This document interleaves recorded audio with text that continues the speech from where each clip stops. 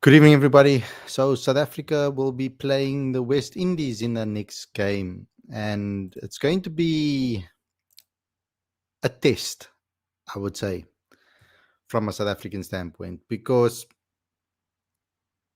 we had a very good game against India, and I hope that we don't get too far ahead of ourselves when it comes to the way we perform against the West Indies.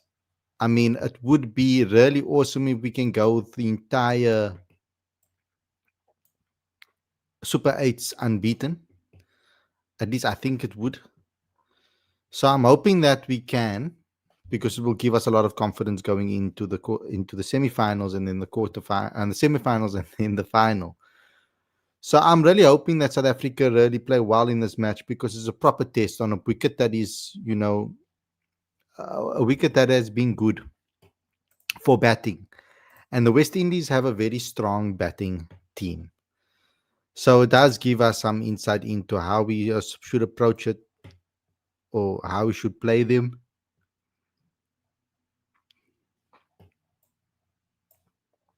Luckily, we have already played them.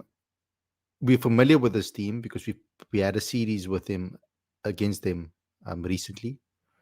So that really helps out a lot, from that standpoint. So let's hope that we can get a victory against this team in the Super 8s, because yeah, I think the momentum will be brilliant for South Africa. If we can go unbeaten, we will feel really unstoppable. And I think that's the thing that will really be key from a South African standpoint.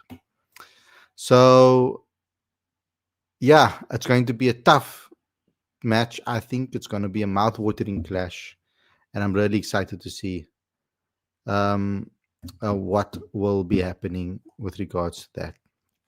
So let's get straight into today's show. But before we get going, before we get started, please subscribe to the channel. Click that notification bell for all future videos. Don't forget to smash the like button, comment, and share. And I'd also like you guys to please comment in the comment section after the stream has ended as well. It's very important that you guys do so too. So without further ado, let's get straight into today's video. I am looking forward to discussing this with you guys.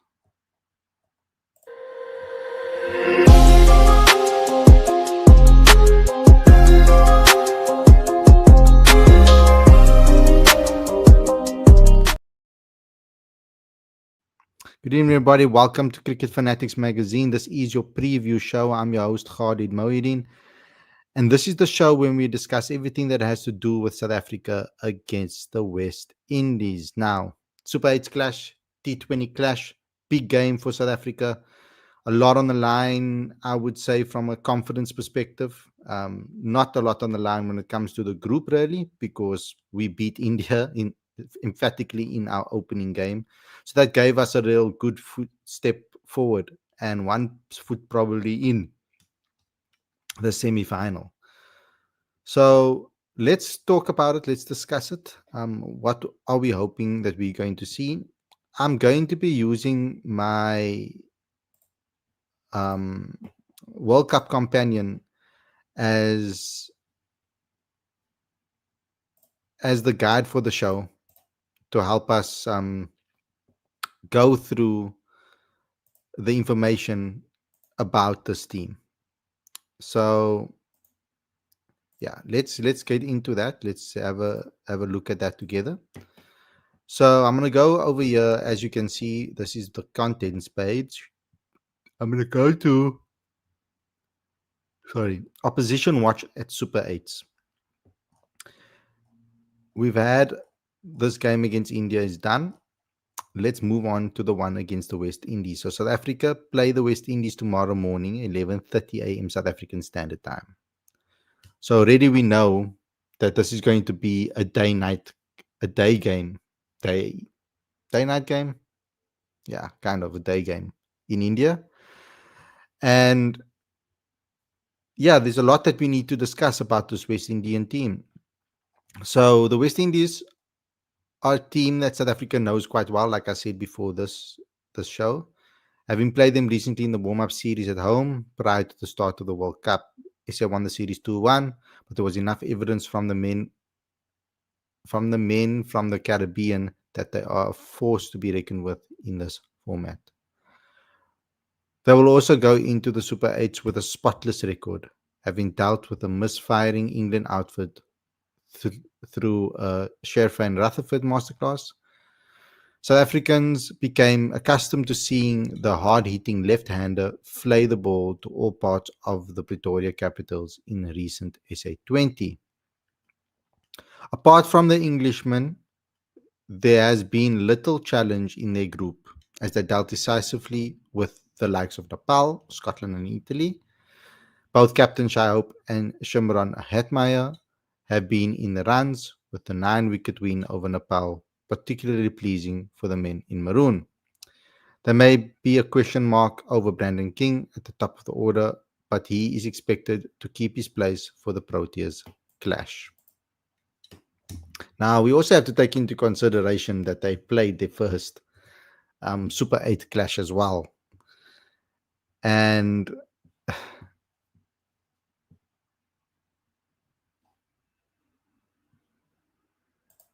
um, yeah, they played their game as well in the Super 8.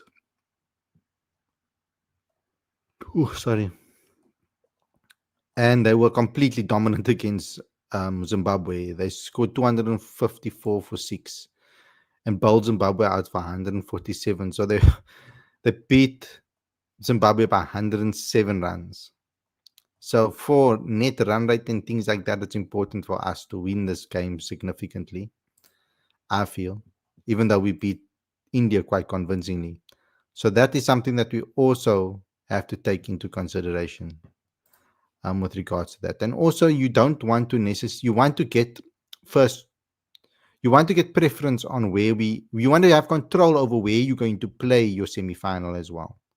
And if South Africa can win all their games, they have control over that. So that's a very important aspect to understand when it comes to these games, because yeah, South Africa are crazy good in at this ground, I'm saying. Um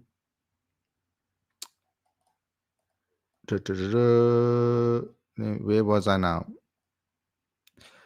There is plenty of depth in South Africa in both batting and bowling, with all-rounders Jason Holder and Rostam Chase important for the balance of the side. Add the spin, Akil Hussain and Gudakesh Moti, together with the pace of Shamar Joseph and Matthew Ford, and the picture is just about complete. Now, Moti yesterday was quite phenomenal. He got 4 for 28 in his 7 overs, and Akil Hussain as well. So they're in good form, 3 for 28. So they're in good form at the moment.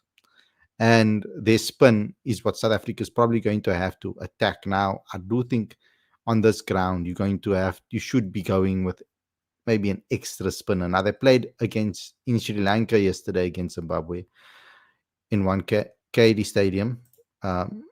So it's not going to be the same conditions at all. Sorry, Makeri Stadium in Mumbai, not in Sri Lanka. I'm stupid. Makeri Stadium in Mumbai, they played. So they weren't playing at this venue that South Africa is quite familiar with at Ahmedabad. So it's going to be a batting game, I feel, especially the game being in the afternoon. Pretty much anyone down to Joseph can hit the ball a long way. And if the West Indies get going, they're a difficult outfit to stop. Despite being ranked 2 places below South Africa on the ICC 20i rankings, it would be foolish to take them lightly. The 2-time champions will be looking to add a third title in 2026, and they possess the firepower with the bat and ball to do just that. Key threats to South Africa: the top order will look to take on SA's opening bowlers. So expect King and Hope to come out with all guns blazing. If they get off to a good start, then the middle order of Hetmeyer and Chase can set up the game for the cultured hitting of the Rutherford and the power of Robman Powell. Boasting over 2,000 T20I runs at a strike rate of over 140, he will be the finisher for West Indies in the top six. Only Chase has a career T20I strike rate less than 130, with Rutherford over 145. On the bowling front, there will be a reliance on the pace of Joseph and Ford to prize open the top order with a gale of Hussain, Chase, and Moti to stifle run scoring in the middle overs. Weaknesses South Africa can target. South Africa will feel that the Achilles heel. Where am I? I lost my place because I made this smaller. Uh, South Africa will feel that the West Indies Achilles heel is in the bowling department, where the attack does not possess the variation of India or even Afghanistan, for example. Holder is not as quick as he used to be, while Joseph and Ford are less experienced, 18 and 21 matches respectively. This career economy rates of 9.2 and 8.5, so the openers will target them in the power play and they will be vulnerable at the death. Ford concedes over 11 per over in T20Is in the last 4 overs. Hussain does have some variation, but the SA batters will be familiar with him, Moti and Chase. The left-hand, right-hand combinations all the way through the Proteas batting order also negate some of the advantage the Windies possess in having experienced right arm off break and left arm orthodox spinners. South Africa will have played a number of games at Ahmedabad, which would be in their favour, with the West Indies playing there for the first time in the tournament. Key matchups: Janssen versus Hope, and King is key for SA to get wickets up front. Nkidi's change of pace on a flat track in the power play could prove crucial to the outcome of the match.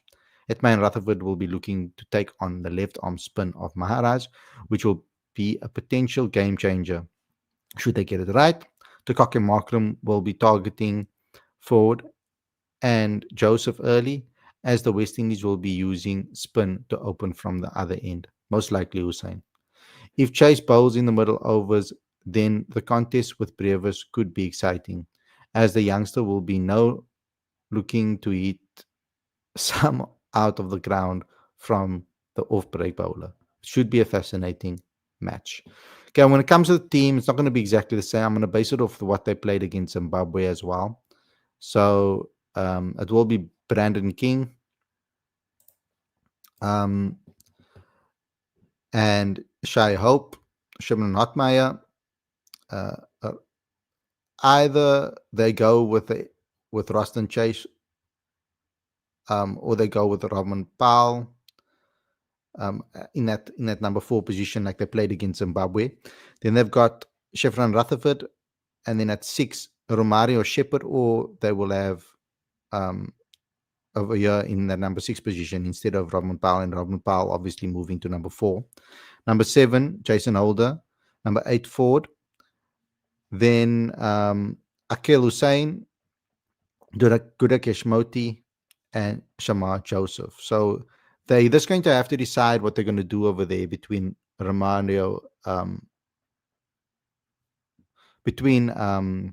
Ruston Chase, whether Ruston Chase is going to play or not. That will be the big key factor, because that will change the entire team around.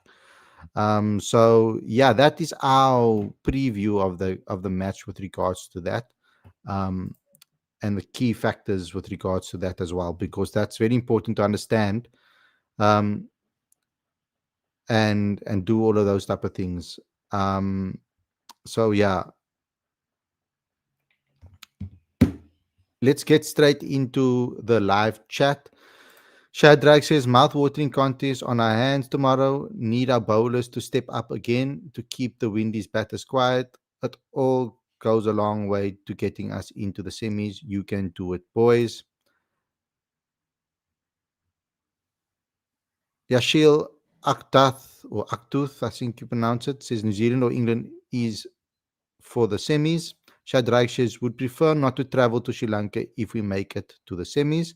Sarfraz says, South Africa has returned has turned the stadium in Ahmedabad into their fortress, so they will definitely have an edge against West Indies, even though West Indies is on fire. But yeah, the batting is ridiculously good. Safaz Hussain says West Indies will take time, I feel, adjusting to the stadium dimensions and conditions at Ahmedabad. Safaz says, I can tell you all India are behind South Africa, but for another reason. The Shadrach says we cannot have 8 overs of Sri Lanka against it. I mean, of slow left arm against Hetty and Rutherford. Bosch needs to play. Generally speaking, as I've said before on this ground, I mean, I don't think there's been a game yet where we've played at 11:30 in the morning South African Standard Time. So, which is 12:30, 1:30, about I think 3 o'clock their time. I think I'm opposite to 3 o'clock. I think around about there. So it's a day night game, and generally speaking, the team. Um, Let me just check here. That's Delhi. That's Delhi, and Ahmedabad is day night games. Batting first 20 matches, and then batting second 9 matches. So generally speaking, this is a ground. I mean, at this time of the day, it's not as equal as the other times of the day. Day games were 8-8, or obviously it will be different there now because of the World Cup. But before the tournament, that was the ratios. With day night games, it's clear that you bat first, based on the stats. But obviously, conditions are going to play its part, so they need to take into consideration the conditions. Safra says, since this afternoon game, it would be better for South Africa to decide to bat first. Sarma Joseph can't be taken lightly. He has really upped his T20 bowling game in this World Cup. Yashil just had a nightmare that Rob Walters in New Zealand sent us out in the semis, but I'm confident we can overcome anyone. Shadrach says, if it was a morning game, then Linda can play. But if he is trying to defend as the dew sets in the evening, it's going to be rough. Bosch is like Nokia with better batting currently. We need him. Sarfa says, don't have to worry about playing in Sri Lanka, as Sri Lanka is definitely losing against New Zealand. We don't know that. Sri Lanka is a team that is very unpredictable. They can turn up on any given day and perform well. So I wouldn't write them off at all. I think they've got a lot of talent in that team. So I wouldn't want to write them off at all. It's going to be a big game tomorrow. It's going to be a big clash tomorrow. It's a day-night game for South Africa. A good opponent. It's going to be very interesting. So we're going to have to wait and see what happens with regards to this team. I am thinking that South Africa are pretty much very, very dangerous against any team because of the balance in the side. Now, I'm just looking at the score now, Shadrach. Sorry, Sri Lanka out. Yeah, I see that. Sorry, I'm being dumb. Yeah, they're definitely losing against New Zealand. My bad. Sorry. I wasn't taking note. Sri Lanka out. They lost. Yes, Khalid, Sri Lanka has lost 2 games against England and New Zealand right now. Yeah, they're out. Krik Mzansi for sure says SA must field while I see teams dropping catches in the Super 8. Yeah, South Africa has been fielding well. They need to maintain that momentum and keep up that pressure of the way they are in the field. They mustn't make mistakes anymore. In these particular times, they shouldn't be making mistakes. They should be clinical in the field. That should be the focus from a South African standpoint. Being good in the field, being good in the power play. You want that perfect game like we played against New Zealand, like we almost got against India. We almost got it against India, and I say that because we didn't win the power play with a bat. But against New Zealand, we won the power play with a bat, and we won the power play with a ball. And I want to see the same thing against West Indies. If we can get a good start against the West Indies, topple them over early, some of their players, then we're really in for a good game. Yashal says, don't want to get ahead of myself as anything is possible, but I feel we are win this first big test. Feel like you get Hatmaya early, you win the game. Sarfar says, Khalid, can we expect SABC to broadcast games if South Africa reaches the semis? We'll have to wait and see if that happens. I'm not 100% sure whether that will happen or not. I didn't see anything in the news about it. Maybe I must check what is happening with regards to that, because I didn't see them announce anything. T20 World Cup, cricket, SABC. Let me Google it quickly.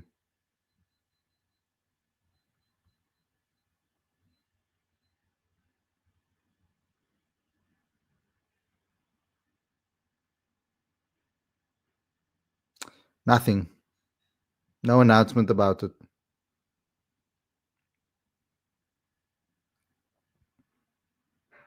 There's a lot of articles about the World Cup on SABC, but no talk about them broadcasting it. They did, however, broadcast the T20 World Cup final live when South Africa made the final. So if South Africa makes the final, maybe they will do the final. Cricket Mzanzi for sure says, what would you suggest we do if we win the toss tomorrow? We bat first, put on a massive total, and then bowl at them. I think that would be the suggestion. Based on well, this is just based on the stats beforehand. I'd have to see the pitch tomorrow and the pitch report tomorrow to see. Because the conditions will determine what should happen and not the record on the ground, because the pitch changes between red and black soil. So they're going to have to look at the conditions tomorrow and decide. But if I'm going to take it based on the stats at the ground, then I would have to say that you bat first on this ground usually in a day-night game. So South Africa need to follow what they think the conditions are going to dictate. So that's how they should focus on it, not necessarily on the stats alone. Of course, they're going to do that because that's how that's how the South African team plays. They play based on conditions. They very much look at the conditions and decide. The Shad Drag says SABC will need a helping hand to fund the final, but I really hope they can if we make it. I mean, I'm sure they can sort something out. I mean, they need to be on their toes with the new takeover that's happening at DSTV and with MultiChoice. They need to be on their toes. Maybe they can steal a couple of things from DSTV for themselves, and broadcast those things.